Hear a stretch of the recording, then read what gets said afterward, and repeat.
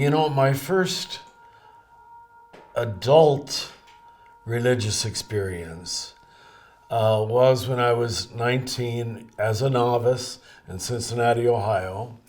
And there I was trying to be the perfect novice, thinking, as we Catholics too often do, that you can gain God's love by doing everything perfectly. And I bowed perfectly. I was always on time. Now I know that was all just my oneness on the Enneagram. But at any rate, one day, it's an afternoon, I can still see the spot. I'm in what we call the choir, where we chanted all 150 psalms in the course of a whole week. And I always say I felt like chains flew in every direction. That just, I knew with certitude that all of this ritual, legalism, I don't know what else to call it, was not important. It was just a finger pointing to the moon, as the masters say, but it wasn't the moon. And I never forgot that I went through how many, 9 years of seminary after that, and could easily, probably easily, submit to most of the disciplines, although Vatican II happened, so it loosened up. But I always knew they weren't necessary. They weren't the thing in itself. And I think that's what often differentiated me from my classmates. I wasn't a rebel, but I knew that this was fine, but it was window dressing, do you see? And it gave me a different angle on my studies. I was grateful to have these studies, but that the experience of the absolute, which is what I think I had on that afternoon, was the only thing that mattered. So that was my adult initiation moment, really. And it set the whole trajectory for my life. So initiation, first of all, is not a psychological paradigm at all. It's not about therapy. It's not about solving your problems with your father or your mother or how you were hurt. In fact, it just sort of leaps over those. Initiation is not a psychology, it's a cosmology. And that's why it transforms at such a deep level. It aligns the young man as a son of the universe, that he knows he belongs. Now, as a Christian, I'm absolutely convinced this is the exact meaning of Jesus' 40 days in the desert. But we didn't get it because we didn't know anything about initiation.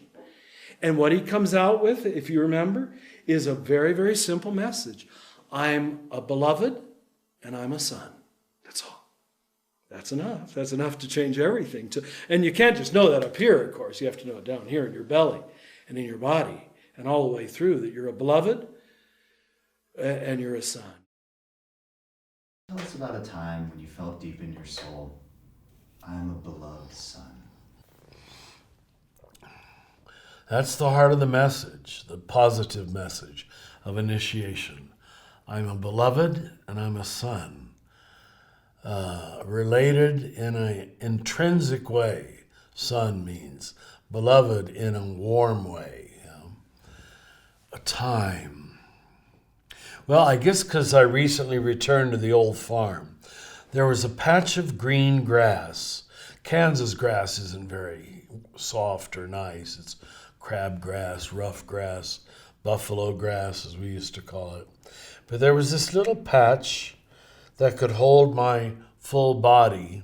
There was a chokecherry tree that separated me visibly from the farmhouse. And I used to go out there at night and lay on that grass and look up at the stars, which we're talking about 1953. So there isn't much industry, certainly not in western Kansas. And I just knew I was okay. I knew that Not just that I was okay, but that everything else was too. And that's what led me to write Everything Belongs, and then the Universal Christ. It's really been my only message my whole life, is that, it really is good. It's all okay. But you have to first, as you apparently recognize, be convinced of that yourself, that you're okay. Despite I'm sure I've committed all 7 capital sins, but I'm still okay. That can't be undone. It just can't be. It's because it's an indelible stamp, as we used to say, given by God at the moment of your conception. But that's an insight that a large percentage of people never come to. I don't know why. I wish they did. Their life would be so much easier, so much happier. So and I called that for years my beautiful spot. The green grass next to the choke cherry bush, hidden from the farmhouse in western Kansas. So in your last response, you spoke of laying in the grass. How did it feel? Safe. The feeling of being let in on a secret.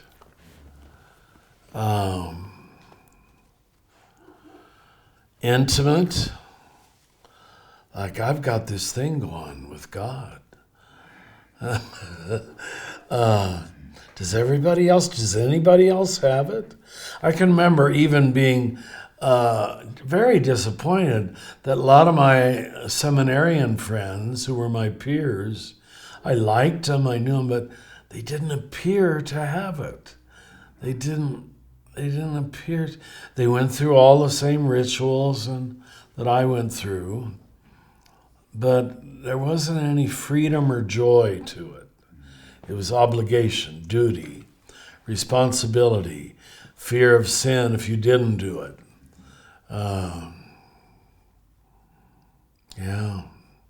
So it was so safe that I knew that even if I did make a mistake, which I certainly did throughout my life, God would use the mistake to bring us closer. So it wasn't fear of making a mistake. When I see in some Christian denominations, I won't mention names, but this fear of not being certain or not being, right or correct. Do you really fear your father, mother, lover, God's instability that much, that this God would change his or her mind about you? Because when your human mother or father ideally wouldn't, never would. But that was another great advantage I had. And I'm not saying my parents were perfect, but I was my mother's favorite. My siblings teased me about it. And my father was a 7 on the Enneagram, just a very positive, happy man. Whatever I wanted to do, he was just there to back it up. He was an uneducated farmer, so he didn't read life through critical categories, In some ways, I'm not like him at all because I'm whatever I am. But I know he'd sit in the front pew sometimes with my mother when I was a young priest, and I'd see him lean over, and I always wondered what he was saying to her. And I asked her once, and she said, he invariably says, where did he get all those ideas? Because he wasn't an idea person. He fixed John Deere tractors and Chevrolets, Yeah. But still a loving man. So I didn't carry the father wound that so many men who come on the rights carry. It put me in a position to have a little self-confidence in that message.